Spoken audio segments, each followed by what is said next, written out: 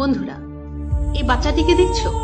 এই বাচ্চাটিকে প্রতিদিন আর্টের সদস্য রিক গিয়ে বিস্কুট খাইয়ে আসতো হরিণচরের এরিয়ার বাচ্চা। কিন্তু গতকাল ওকে কোমর ভাঙা অবস্থায় দেখে, কোমর তুলতে পারছে না। তোমরা দেখতে পাচ্ছ কোমরটা পড়ে গেছে। কোনো এক বেহিসাবি 4 চাকার নিচে এসে গিয়েছে বাচ্চাটা। সঙ্গে সঙ্গে চিকিৎসা চালু হয়। তারপর বাচ্চাটিকে আস্তে আস্তে নিয়ে আসা হয় আর্টের শেল্টারে।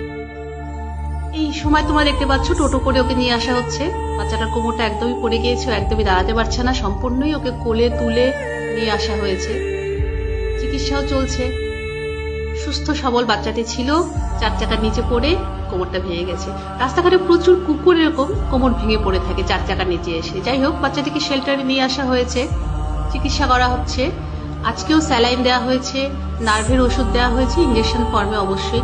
তোমরা দেখো বাচ্চাটিকে স্যালাইন চলছে এবং ইঞ্জেকশন করা হচ্ছে।